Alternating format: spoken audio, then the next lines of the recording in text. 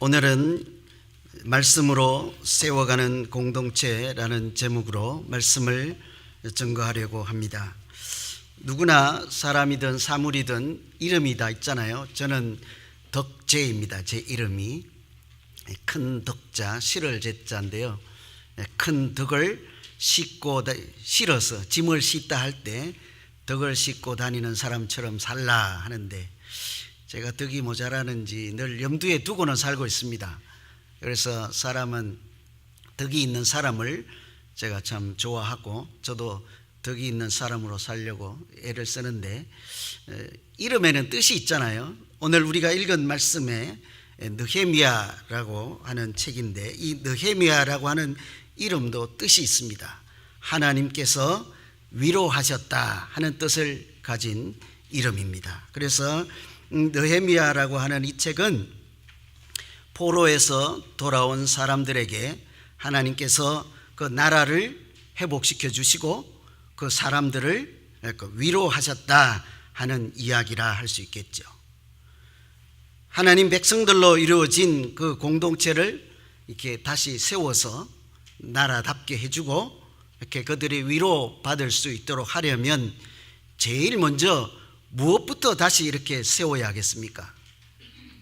포로에 가서 70년 세월을 보내고 다시 고향으로 돌아온 사람들이 그 나라를 세우고 집을 세우고 자기들이 무너졌던 과거 역사를 다시 세우려면 제일 먼저는 무엇부터 세워야 할까요? 교회를 세워야 하는 거죠. 성전을 다시 세웁니다. 그리고는 그 성전이 있는 도시 뿐만 아니고 성전 주위에 성벽을 쌓아서 그 성전과 그 도시를 보호하고 뿐만 아니라 구별된 사람으로 살아갈 수 있도록 성벽을 이렇게 쌓게 되죠. 그러면 성전이 있고 성벽이 있어서 도시가 만들어졌잖아요. 마을이. 그럼 다 된 것이 아닙니다. 거기에 사람이 있어야 하는 거죠. 그래서 거기 교회도 있고 이제 마을도 있고 사람들이 살게 되었습니다 하는 이야기가 오늘 우리가 읽은 느헤미야 8장 앞에까지 내용입니다. 그래서 그 다음 이야기가 오늘 이제 시작되는 거죠. 여러분, 우리가 교회가 세워지고 마을이 형성되고 성벽이 쌓아졌고 거기 사람들이 집을 짓고 살고 있습니다. 그렇다고 하면 이제 다 된 것 아닐까요?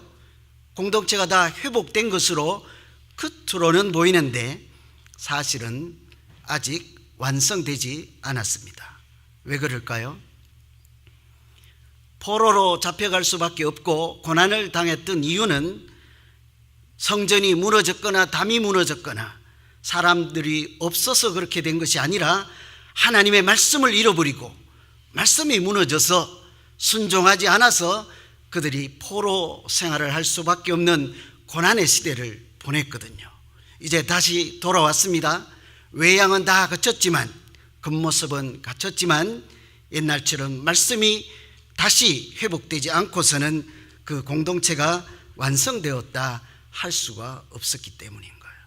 그래서 제대로 공동체가 다시 나라든지 가정이든지 교회든지 회복되려면 반드시 하나님의 말씀이 다시 회복되어야 하는 거죠. 말씀은 그 공동체의 정신이요 뿌리이기 때문인 거예요.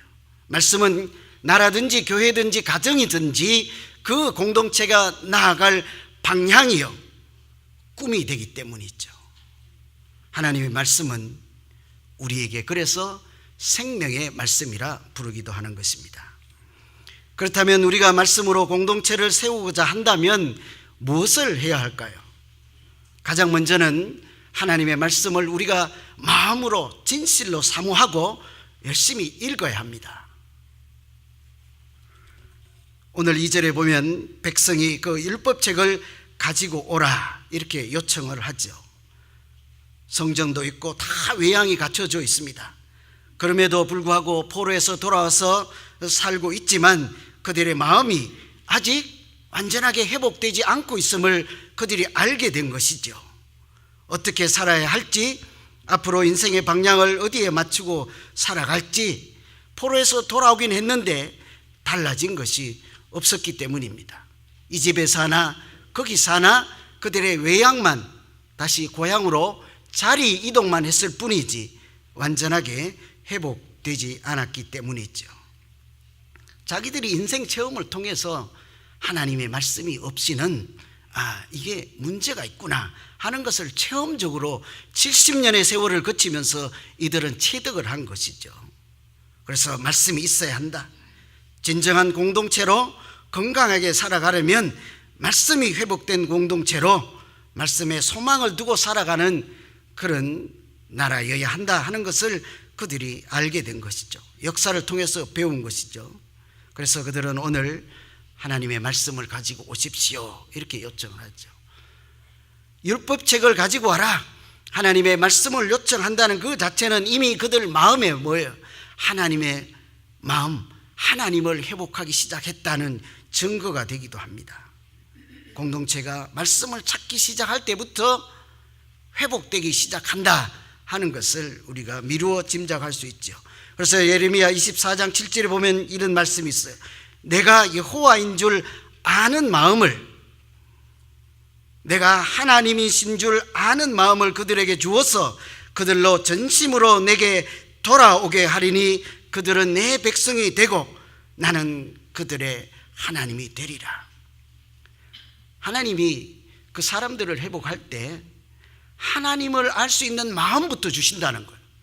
그런 마음이 자리 잡기 시작할 때 이런 얘기를 하는 것이죠. 이런 요청, 하나님 책을 가지고 오십시오. 우리가 말씀을 들어야 합니다. 그래야 이제 집 있고 벽 있고 교회 있는 이 공간에서 하나님의 백성답게 우리가 살아갈 수 있습니다. 말씀이 있어야 합니다. 이런 소리를 한다는 것은 과거하고 다른 거죠. 말씀을 분실하고 순종하지 않아서 쫓겨날 때 하고는 지금 뭔가 달라졌다는 이야기를 하고 있는 것입니다. 오늘 우리가 읽은 8장 말씀도 그런 마찬가지 말씀입니다. 하나님께서 하나님이신 줄 아는 마음을 주셨기에 사모하는 마음 주시고 말씀을 읽고자 하는 열정을 주셔서 책을 가지고 오라, 내가 말씀을 듣겠습니다 하고 사람들이 수문 앞에 모였습니다. 나팔을 부는 날, 오늘날로 말하면 정월 초하룻날입니다. 새해 첫날 이른 새벽부터 모든 사람이 광장에 모여서 새벽부터 정오까지 무려 6시간 동안 하나님의 말씀을 읽는데 아주 놀라운 감격의 순간을 그들이 맞이하고 있지요. 교회나 가정이나 나라든지 이렇게 말씀을 사모하고 있고자 하는 공동체는 건강한 나라로, 건강한 교회로 하나님께서 회복시켜 주실 줄로 믿습니다. 여러분 가정에서 말씀을 사모하시고 열심히 읽으십니까? 아버지와 자녀가 마음이 갈라지고 어머니와 딸이 마음이 갈라질 때 여러분 어떻게 하면 그런 공동체 가정이 다시 살아날 수 있을까요? 이것 해라 저것 해라 내가 미안하다 이 정도로는 되지 않는 것입니다. 딸도 하나님의 말씀을 붙잡고 그의 마음을 하나님께로 돌이키고, 아들도 그 마음을 하나님께로 돌이키고, 부모들도 그 마음을 돌아보고 하나님의 말씀 때문에 하나님을 다시 붙잡게 되면 그런 가정은 복된 가정으로 회복시켜 주시지 않겠습니까? 말씀을 붙잡아야 가정이 살아나는 거예요. 교회도 마찬가지죠. 저는 우리 교회가 하나님의 말씀을 사모하고 읽는 사람이 넘치면 아주 행복하고 건강한 교회로 거듭날 줄로 믿습니다. 우리가 원치 않아도 말씀만 붙잡고 있으면 하나님께서 그런 거룩한 공동체, 살아있는 사랑의 공동체로 만들어 가실 줄로 저는 확신합니다. 두 번째, 우리가 한번 생각해 볼 것은 말씀을 사모해서 읽었잖아요. 그것으로 끝나면 아무 소용이 없습니다. 말씀을 읽고는 깨달음이 있어야 되는 거예요. 말씀이 내 가슴에 부딪혀서 깨달음이 있고 그것만 갖고도 안 돼요. 그 깨달아서 나에게 나타나는 일련의 반응이 있어야 하는 것입니다. 9절에 보면 그 사람들이 말씀을 듣고 다 우는지라. 그 중간에 보면 율법책을 가지고 와서 읽고자 할 때 그 사람들이 첫 번째 보인 반응이 무엇이었습니까? 자리에서 다 일어났더라. 그래서 우리도 앞으로 예배 시간에 성경 봉독할 때는 다 일어서면 어떨까요? 응? 그 정도는 돼야 되는 거예요.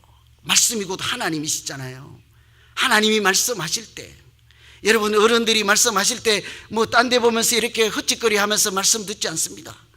무릎 꿇고 앉아서 말씀해 주십시오. 왕이 말씀하시면 어떻게 하세요? 신하들이 말씀해 주십시오.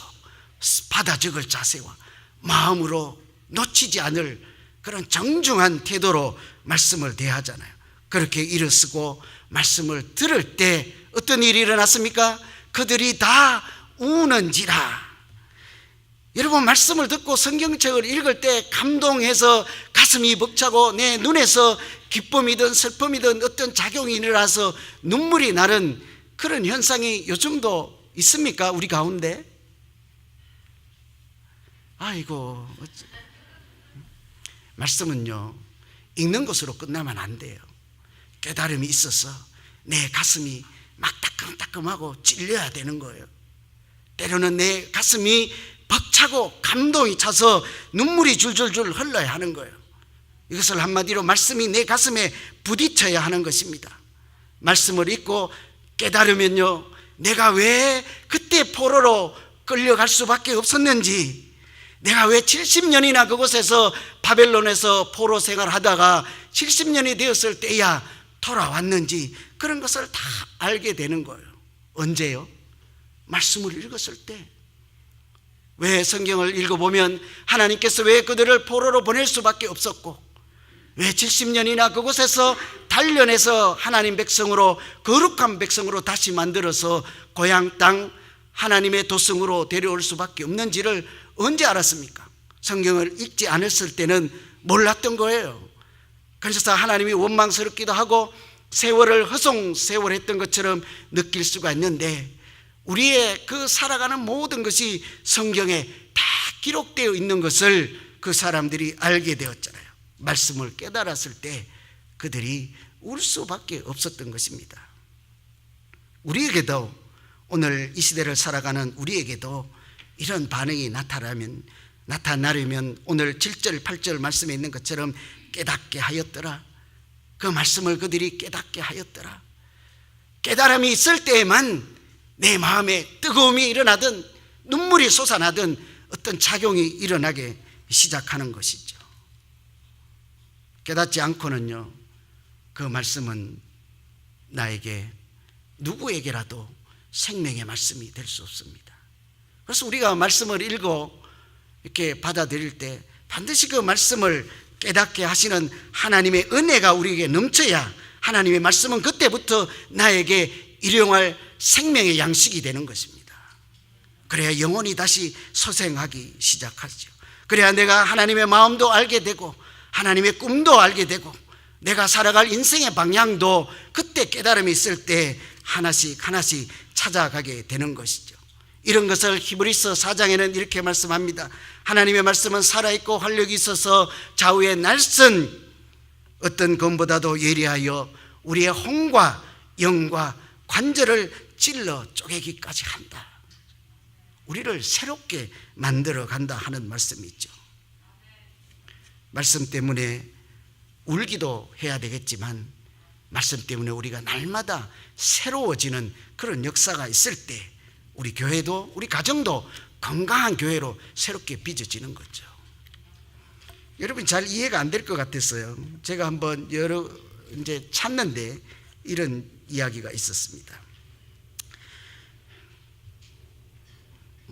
여러분 말씀 듣고 막 울고 이러면 제가 뭐 이런 얘기도 안 해도 되는데 정말 이런 일이 있을까?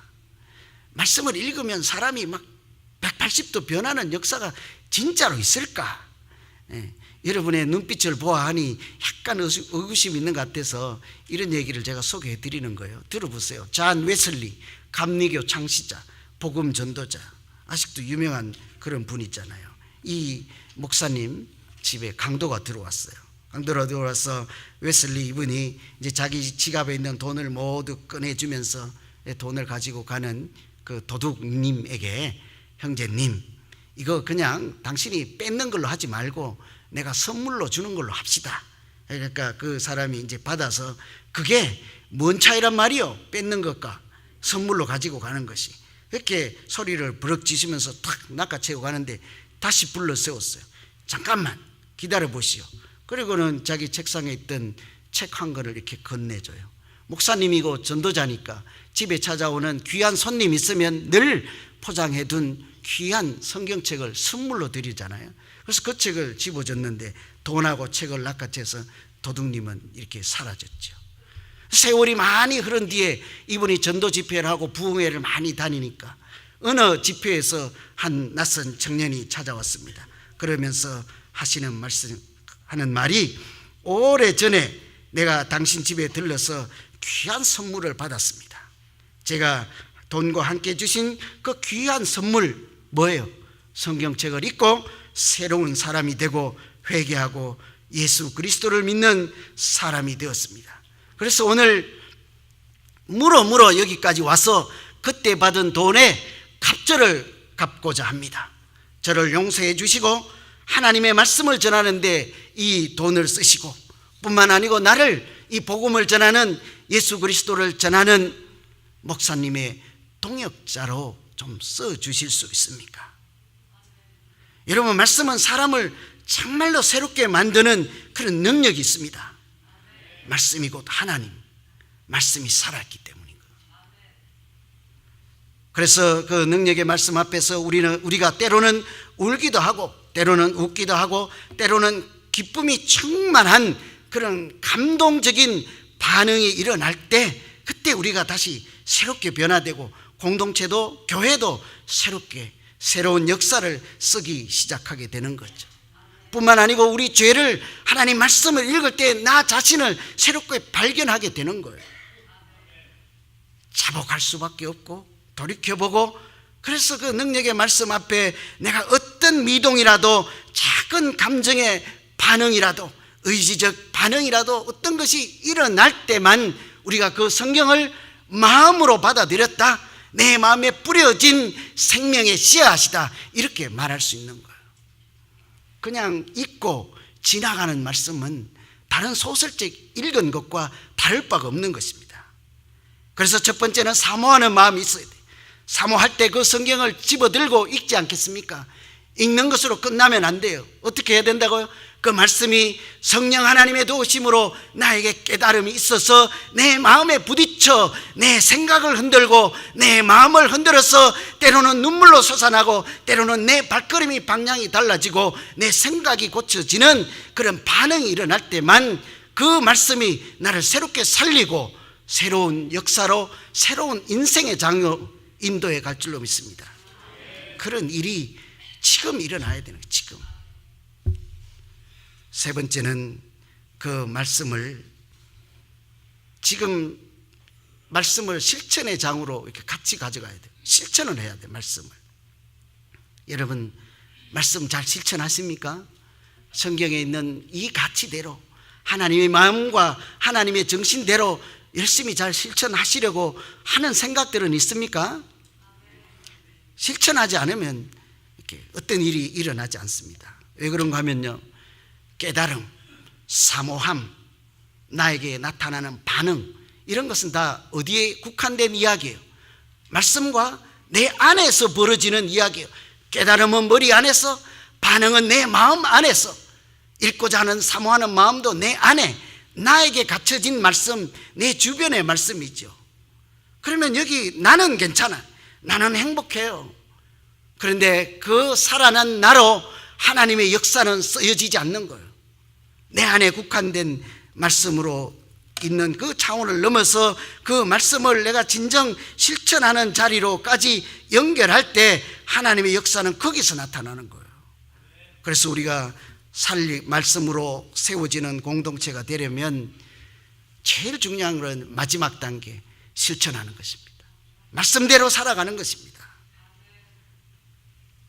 변화된 삶을 사람들 사이에서 살아내고 가정에서 살아내고 그 가정과 교회와 이 세상 가운데 살아가는 내가 하나님 말씀대로 살아가는 순종의 훈련장으로 그렇게 살아갈 때 그런 현장이 내 삶의 터가 하나님의 역사가 일어나는 하나님의 일터가 되는 거예요. 나 혼자 살아가는 것이 아니라 말씀대로 이루어가는 하나님이 그 자리에 계신 그런 현장이 되는 것입니다. 그때에 내가 말씀 붙잡고 살아가는 그 자리가 이웃 사람과 관계도 회복하고 상한 심령도 다시 이렇게 세우는 그런 하나님의 일터가 되는 거죠. 왜 그렇습니까? 원수를 사랑하라 하는 말씀을 내 가슴에 놓고만 있으면 변화가 일어나지 않죠. 근데 실제로 원수를 만나면 사랑하는 실천을 하는 자리에 가서 실천할 때에 하나님이 두 사이를 다시 새롭게 하는 그런 은혜의 장이 되지 않겠습니까? 가난한 자에게 나누어 주라. 가난한 자에게 작은 자를 이렇게 나를 영접하듯 하나님을 대우하듯 하라. 그런 것을 실천할 때에 그곳에 하나님이 임재하는 자리가 되는 거죠. 대접받고자 하는 대로 너도 다른 사람에게 그렇게 하라. 그렇게 살아갈 때 그 현장이 하나님이 함께 하시는 자리예요.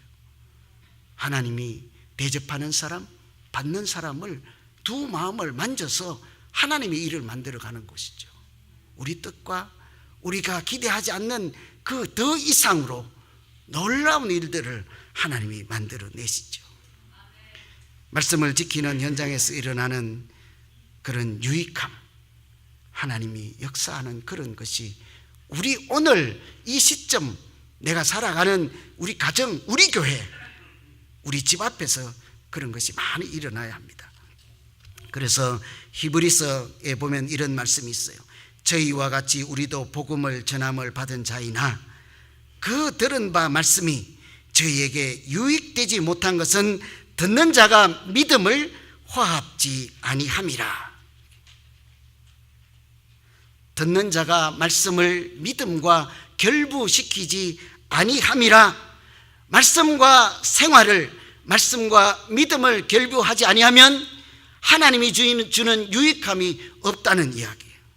그래서 우리가 하나님이 주시는 은혜로 살아가고자 하면요, 믿음과 말씀을 연결하고 말씀을 우리 생활과 자꾸 결부시키는 노력을 끊임없이 해가야 합니다. 때로는 실패하고 넘어져도 다시 하나님 말씀대로 살아가고자 하는 그런 실책을 끊임없이 할 때 하나님이 우리를 조금씩 알지 못하는 사이에 새롭게 빚어가고 예수 그리스도의 장성한 분량까지 자라난 성숙한 사람으로 만들어낼 줄 믿습니다. 그때 우리 안에 기쁨이 충만하게 되는 거예요. 그때 성령이 충만한 내 자신의 모습을 내가 발견하게 되는 거예요. 성령이 충만하고 말씀을 실천하는 그 자리에 있는 나를 통해서 하나님이 저 영혼을 살려내는 그런 현장을 우리 눈으로 보게 되는 거예요. 이런 일을 경험하기가 참 쉽지 않잖아요, 그죠? 여러분, 이런 역사를 요즘도 많이 구경하고 계시고 경험하고 계십니까? 여기서 아멘만 하면 끝내야 되는 거, 설교는, 그죠? 우리가 그런 경험 많이 해야 돼요. 내가 말씀 하나를 붙잡고 막 실천할 때 무슨 일이 일어나야 돼. 저 사람이 나보고 욕을 하든지 저 사람이 나보고 감사를 하든지 어떤 반응이라도 나타나야 되는 거예요. 내가 말씀을 붙들고 씨름할 때, 아니 너만 하나님 거룩한 사람이냐 욕을 하든지, 그래 네가 거룩하게 사니 나도 한번 살아본다 하든지, 나는 너만 보면 하나님이 너와 함께 하는 걸 믿지 않을 수가 없다 하든지, 무슨 일이 일어나든지 일어나야 하는 것입니다. 어디에서요? 말씀 붙잡고 씨름하는 실천의 현장에서 그런 일이 일어나야 하는 거죠.